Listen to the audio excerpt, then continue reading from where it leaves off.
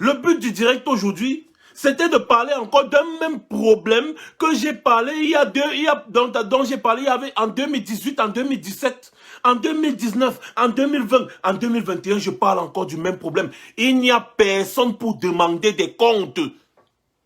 Demandez les comptes à Paul Biya et à Ferdinand Gongo par rapport aux centaines de millions qu'ils avaient donnés à Boko Haram pour libérer les otages. Comment est-ce qu'ils avaient fait pour libérer la famille de Amadou Ali? Ils avaient fait comment pour libérer les moulins Fournier, les otages français? Ferdinand Gongo était parti au nord avec les valises d'argent. En hélicoptère, il avait porté un pantalon treillis militaire avec une ceinture militaire et les Rangers. Il est monté dans l'hélicoptère. Il est parti donner les valises d'argent à Boko Haram pour libérer les otages. Il a payé une rançon à Boko Haram pour libérer les otages. Selon vous, qu'est-ce que Boko Haram a bien pu faire avec des centaines de millions de francs CFA? Je pose toujours cette question depuis 405 ans aujourd'hui. Il n'y a aucun député camerounais capable de s'attaquer à ce problème. Il n'y a aucun Camerounais capable de mobiliser la société civile à cause de ce problème. Regardez comment les populations au nord Cameroun sont en train de mourir comme des poules, comme des mouches. Il y a une responsabilité de Paul Biya, de Ferdinand Gongo dans la mort de tous ces Camerounais.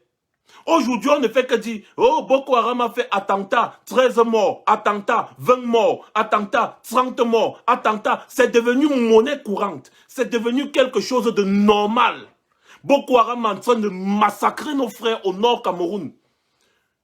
C'est quelque chose de normal, ça passe inaperçu. Je regarde là, je vois les Camerounais dans une distraction qui ne vaut pas la peine, ça me décourage. Aucune mobilisation pour demander des comptes à Paul Biya, ça me décourage.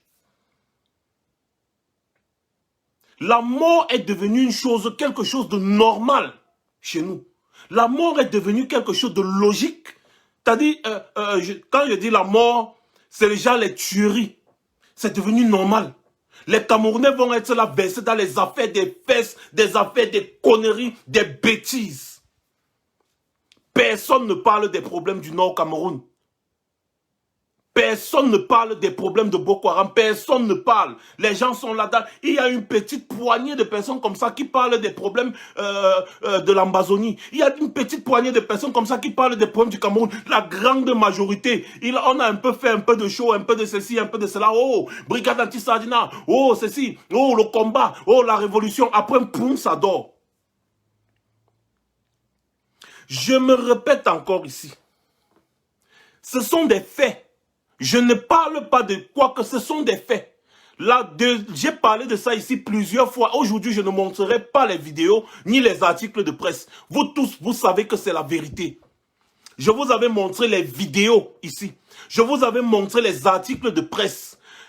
Ferdinand Gongo était rentré en grande pompe d'une rencontre avec des responsables de Boko Haram, où il avait versé des centaines de millions de nos francs, l'argent du contribuable, pour libérer les otages. Donc, on a négocié avec Boko Haram, des terroristes internationalement reconnus, qui font exploser les enfants, qui font exploser les marchés, qui font exploser nos familles dans le Nord Cameroun, dans l'extrême Nord Cameroun. Personne n'est capable de demander des comptes à Biya. Comment est-ce que ça se fait que tu puisses prendre l'argent du contribuable pour aller donner à des terroristes qui sont en train de traumatiser toute une région de notre pays? Et même pas seulement de notre pays, tout le bassin du lac Tchad, le Niger, le Nigeria, le Tchad, le Cameroun, entre les dents de Boko Haram. Sans compter la misère qu'il y a là-bas au Nord Cameroun. C'est-à-dire quand je parle du Nord Cameroun, pas à partir de la Damawa. C'est comme, il n'y a même pas d'abord la misère. Mais la misère qu'il y a là-bas à partir de la Damawa en montant là, c'est la catastrophe de la misère.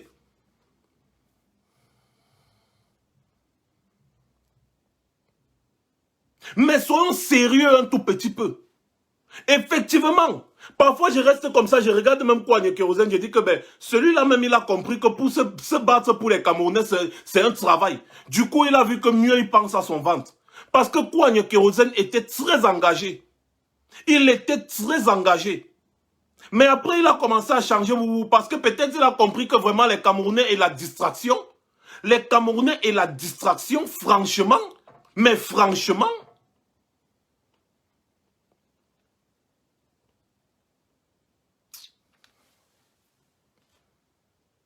les Camerounais,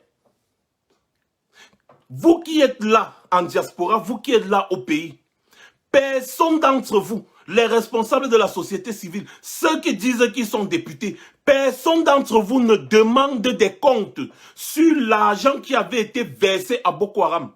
Parce que quand vous négociez avec des terroristes, les terroristes, vous leur versez de l'argent pour libérer vos otages, c'est bien beau.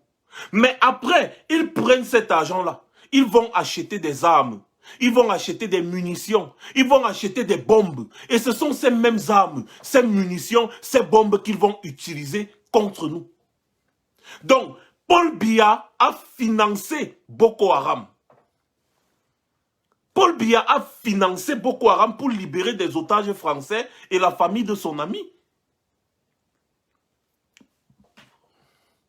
Paul Biya a financé Boko Haram, mais il n'y a personne pour parler de ça.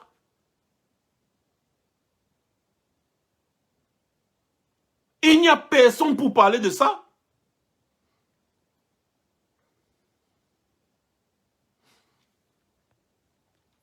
Bah, l'autre dit, il n'y a, on a que des... Bon, bref.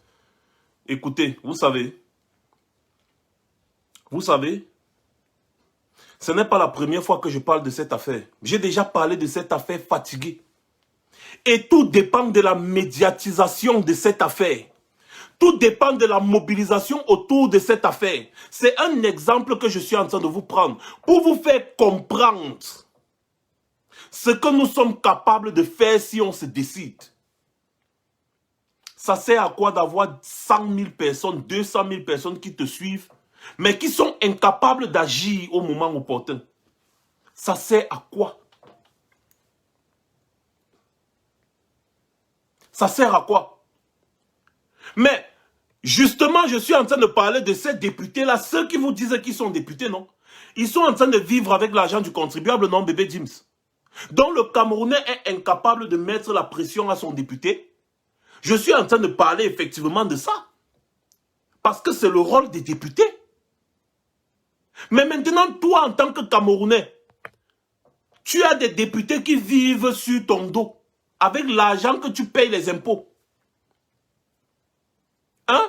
Tu es incapable de demander des comptes à ce député-là. Vous êtes incapable d'aller séquestrer ces députés-là dans leur maison et leur demander des comptes. Vous êtes incapable. Mais ça ne vaut pas la peine. Ça ne vaut pas la peine. Pourquoi on se casse même? Pourquoi on se casse? C'est ça. C'est pour ça qu'on est en train de lutter depuis. Pour aller, on avance, après on revient encore au point de départ. On avance, on revient au point de départ. Écoutez bien le discours du président élu. Écoutez pertinemment ce qu'il a dit. Je vais vous rappeler quelques faits. En 2020, il y a eu quelques petits troubles ici, là, sur les réseaux sociaux. Quand nous, on se plaçait et on disait les choses comme il se doit. Le président élu a répété encore ce que nous, on disait ici, là, depuis. Je n'ai vu personne venir demander des excuses ici, venir nous demander des excuses parce qu'ils nous ont heurtés. Certains nous ont même traités d'agents de la France-Afrique. Certains nous ont traité des noms où c'était Yao, Yahoo, c'était quoi, je ne sais plus trop. Parce qu'on avait osé dire les choses telles qu'elles sont. Le président élu vous a parlé de votre nom. Je wanda maintenant que tout le monde commence à courir. Oui, préparez-vous pour le vote. Préparez-vous pour le vote. Machin, c'est patati patata. Et pourtant, je me rappelle encore très bien la pression que j'ai subie venant toujours de vous. Ici. De certaines personnes. Parce qu'on avait osé parler de vote. Parce qu'on avait dit que le pouvoir va se rétablir après un vote. Parce qu'on avait dit ici là que le président élu a besoin qu'on se batte pour qu'il y ait un nouveau vote. Les gens ont commencé à nous dire qu'on combat le président élu, il a été élu, c'est lui qui doit prendre le pouvoir. On a posé la question, moi personnellement j'ai posé la question ici, par quelle alchimie est-ce que le président élu peut encore prendre le pouvoir sans passer par un vote? Que mobilisons-nous, chassons Biya pour qu'il y ait un nouveau vote. Et ce qui est sûr, le président élu en tant que l'homme politique le plus populaire du Cameroun va gagner l'élection. Ce n'est pas de ça qu'on parlait ici en 2020. Ce n'est pas de ça ici qu'on nous a insultés de tous les noms. Que machin, patati patata, on va contre les machins trucs. Maurice Kamto. Je peux vous poster encore, vous reposter les vidéos là, il y en a au moins 5. Le président lui vous a dit ça ici là en décembre, non? Le 31 décembre. Il fait pour lui. Faites pour vous. Il n'a pas besoin des suiveurs. Il n'a pas besoin des bénis oui-oui. Il a besoin des personnes qui flexent, des personnes qui ont la tête, des personnes qui sont capables de réagir. Il n'a pas besoin des bénis, oui, des personnes qui chantent son nom comme les gens qui disent Paul Biya, Ayop, Ayop, Mbagangele, le père de la police, ouelele, ouelele. Non, non. Soyons logiques dans ce que nous faisons. Soit on combat, soit on ne combat pas. Soit on combat, soit on ne combat pas. Il faut que les Camerounais apprennent à prendre des problèmes vraiment au sérieux. Le problème de Boko Haram, c'est dont je suis en train de parler actuellement. Ça ne mord pas depuis parce que les Camerounais ne prennent pas ça au sérieux.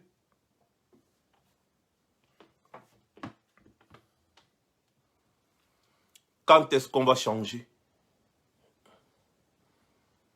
Je vous rappelle encore, je fais ma part. Faites pour vous. Chacun d'entre vous doit être capable de faire quelque chose. Chacun d'entre vous doit être capable de faire quelque chose à son niveau. Parce qu'il n'est pas écrit sur mon front ici là que révolution obligée. Ce n'est pas écrit là. Révolution obligée. Non. Comme je fais ce que je peux, toi qui me regardes, fais également ce que tu peux.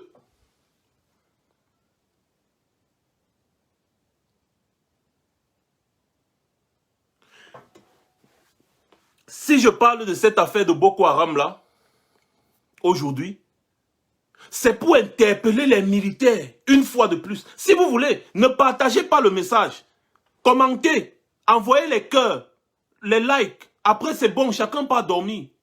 Mais au moins, je ferai ma part. Je fais ma part. Personne n'en parle, moi j'en parle. Ce sont des sujets très délicats. Hein? Parce que dire ce que je dis là, ça me met et moi en danger et toute ma famille. Et en tout cas, vous le savez. Mais je fais ma part. Faites pour vous. J'interpelle encore les militaires qui sont au front. Et mes jeunes frères qui sont en train de s'engager dans le BI. Les gars, vous faites fausse route. C'est une bonne chose de vouloir se battre, s'engager pour son pays. C'est une très bonne chose, c'est honorable. Je me rappelle encore quand Boko Haram venait de commencer, nous nous sommes mobilisés pour soutenir les militaires. Nous vous avons soutenu avec les efforts de guerre. Mais les efforts de guerre là ont été détournés par les mêmes gens qui sont au pouvoir aujourd'hui. Mais les militaires là, mais pourquoi vous êtes même comme ça? Pourquoi vous êtes comme ça? Vous croyez que vous aimez le Cameroun là, vous n'aimez pas ce Cameroun. Nous avons cotisé l'argent pour les efforts de guerre. André Mamafouda, je me rappelle. André Mamafouda a déclaré avoir perdu plus de 300 millions de francs dans son coffre-fort. Chez lui. L'argent de l'effort de guerre qui avait été cotisé par sa région, c'était pas son département. Il a dit, oh, j'ai mis l'argent dans mon coffre-fort, on a volé. 300 millions, c'était encore dans la presse. Allez chercher la presse, vous allez voir.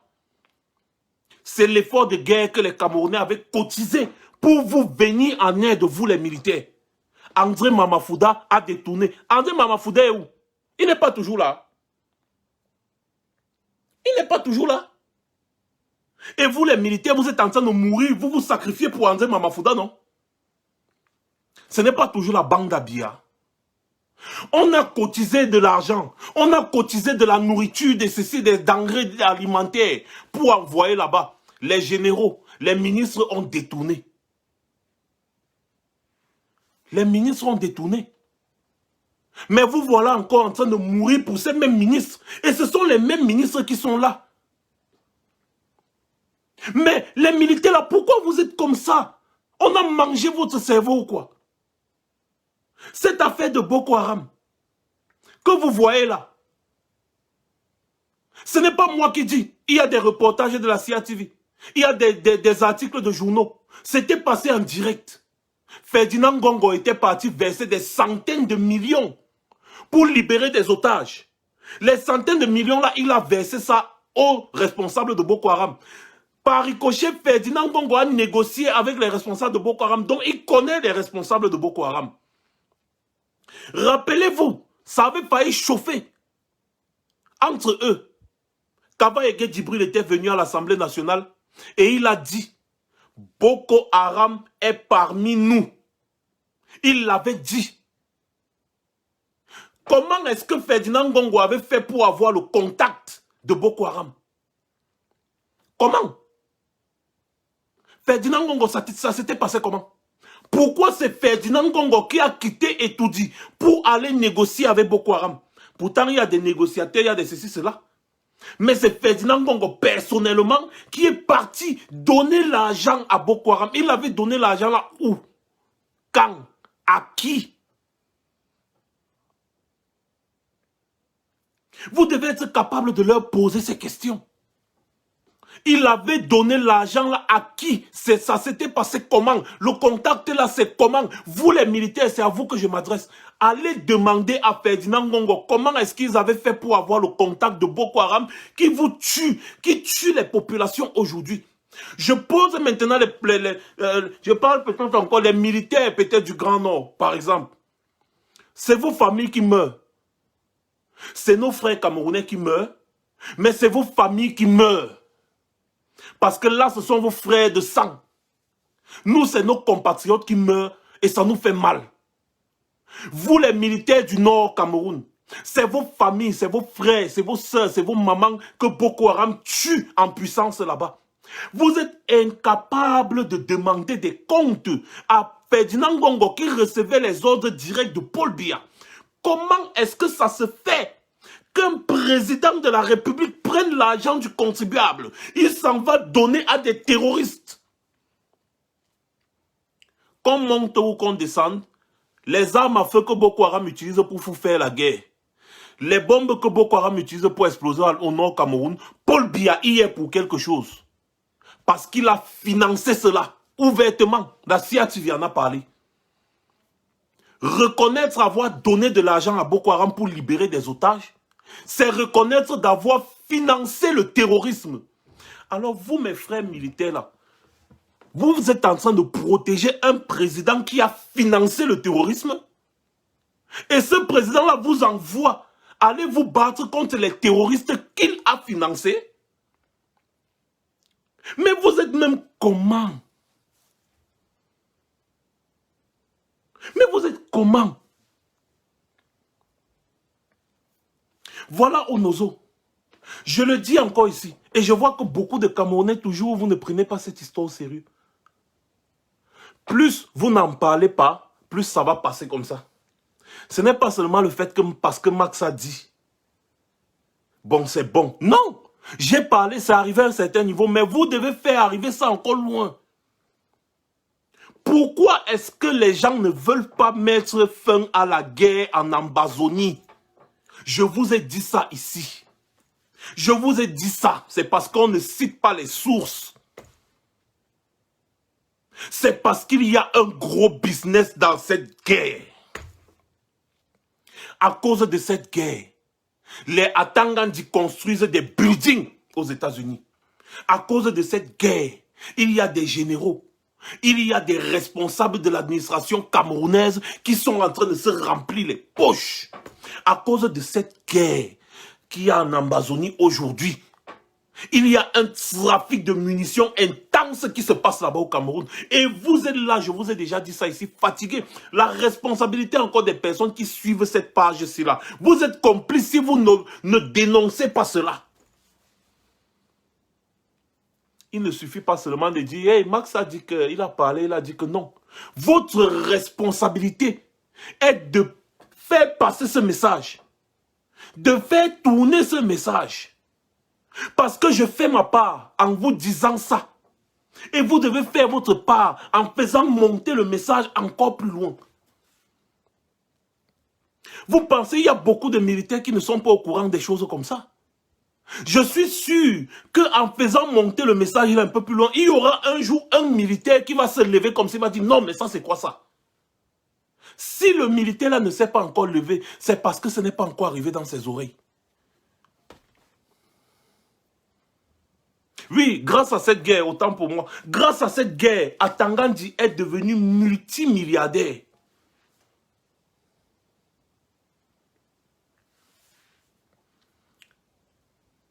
Vous savez, une chose est de parler comme je parle là.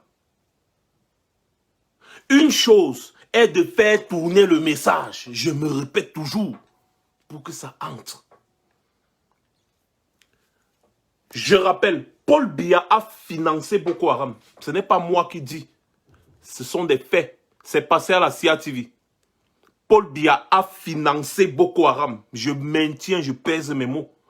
Parce que Paul Biya a envoyé Ferdinand Ngongo verser des centaines de millions à Boko Haram pour libérer des otages. Ça, c'est financer le terrorisme. Parce que quand vous versez des centaines de millions aux terroristes, ces terroristes-là utilisent ces centaines de millions-là pour acheter des armes, acheter des munitions, acheter des bombes et poser des actes terroristes avec. Donc, qu'on monte ou qu'on descende, qu'il pleuve ou qu'il neige, Paul Biya a financé Aboubakar Shekau.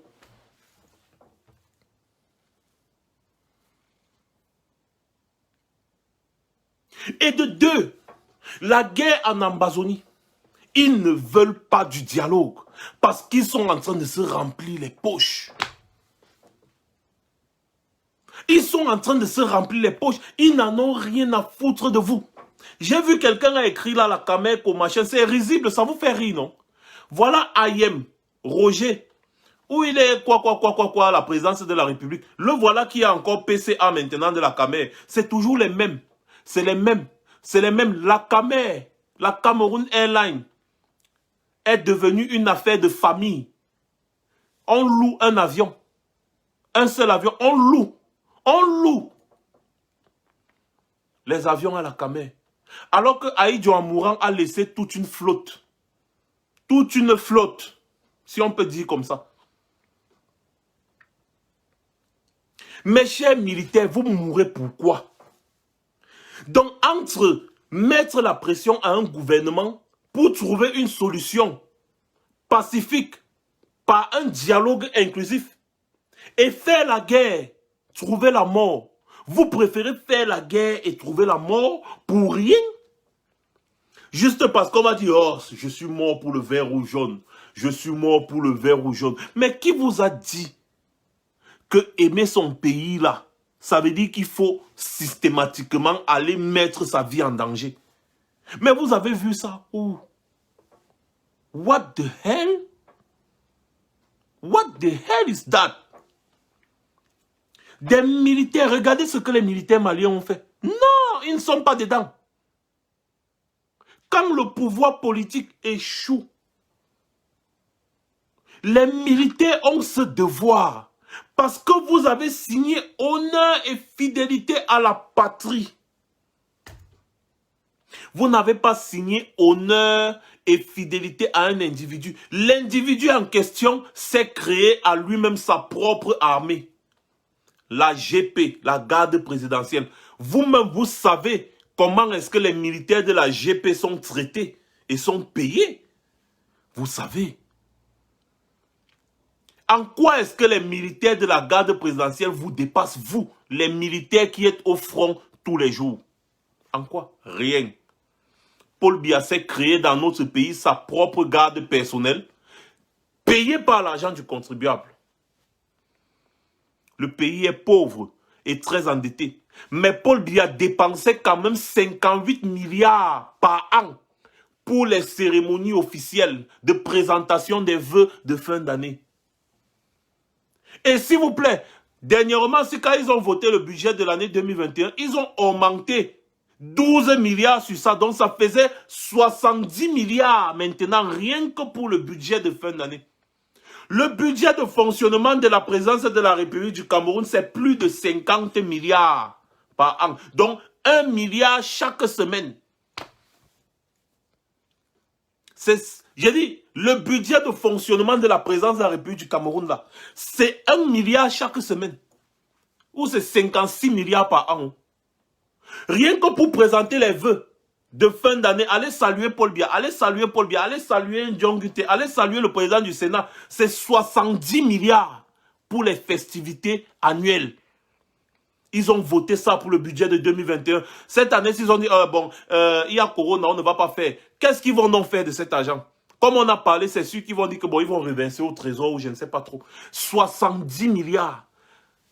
Il y a des zones au Cameroun où il n'y a pas d'eau, il n'y a pas d'électricité, il n'y a pas de dispensaire, il n'y a pas de route, il n'y a pas de ceci, il n'y a pas de cela. Mais on va quand même gaspiller 70 milliards pour acheter du champagne, pour aller saluer Paul Biya, saluer sa femme, saluer Niat Difendi, le vieux croulant, saluer Kava Yege Djibril. Saluer comme ça, là, on dépense 70 milliards.